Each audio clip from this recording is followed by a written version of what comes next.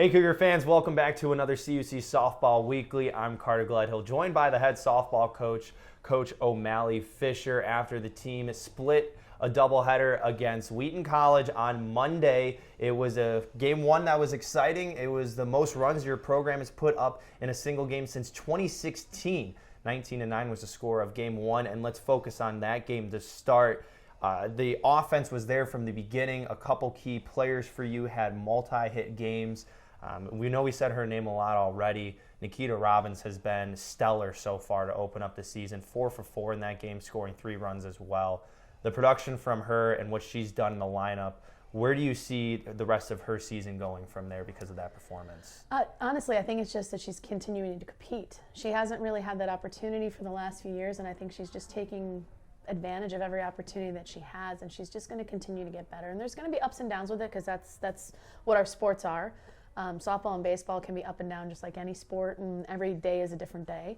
So I'm very proud of what she's doing, and it wasn't just her. I mean, we made adjustments, from our first at bat, the first time we were through the order, and then they brought in 2 or 3 different pitchers, and we were making adjustments, and we were jumping on things, and I think that was just kind of the story of the game. So I look forward to seeing what she does, but I just think it's that process. She's trusting it, she's believing in it, her body is just figuring out what it's supposed to do, and it'll get better. And another player as well, Rissa Santos, 3 for 4 in that game.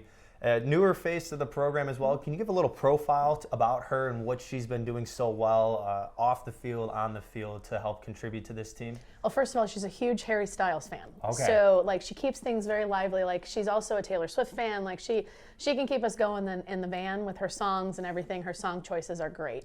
But she's put in the work. She's a really talented young woman who comes from California. She just plays the game. She's not worried about where we put her. We can move her to short, I could put her to third, I could put her in the outfield if I asked her to, and she just go do what she does. She understands the game well enough. She's got a great swing. She's a freshman, so she's still working things through, and I think she'll just keep getting better with time. She had a little bit of a rough, she tweaked a couple things, and so we sat her the second game to give her some rest, but she's a big part of what we're doing. And obviously the big storyline of that game was the 19 runs that your team scored, and 16 of which came in the 4th and the 5th inning. What was the difference in that game compared to game 2 where Wheaton was able to take that late game advantage with the 9 runs in their final couple innings for them that really separated those 2 games? I just think they made adjustments with our staff just like we made adjustments with theirs. So game 1 we made the adjustments a little faster than their players did. In game 2, our players didn't make the adjustment as fast as theirs. And so the young lady that was on the mound for them, she was spinning the ball. And we hit the ball very, very well. It's just the second game, it was always like we had the hit when we didn't have anybody on, or it was right to somebody. And that's just the game. Some days, one game it'll find the holes, and the next game it won't. And so it wasn't that we didn't do what we were supposed to do. I just think that they caught up with what our pitchers were doing, and that's what adjustments are made for. So, I'm not disappointed in the second game. I think our pitchers really did a good job, and they're young. We're a very, very young staff. We're learning to pitch as we go, and some games you're going to be great, and some games you're going to struggle, and that just was what happened on Monday. And the young staff, obviously you talked about Arissa and some of the younger players on the team that are seeing time on the diamond. What are you telling them now as they're kind of getting into the rhythm of the season? They understand what's going to be expected of practice and games that are coming up and just the amount of work that's still ahead for the rest of the season.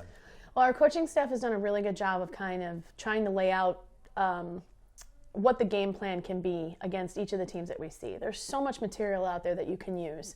And I think it's just giving them the opportunity to have as much information as possible to be able to take into the game and be able to utilize that so they can make adjustments as the game goes on. Sometimes that we may give them too much, so I think it's finding that balance with that. But I think the staff is learning as they do that, and they're going to figure that out. Our catchers have done a really good job of trying to relay the information in.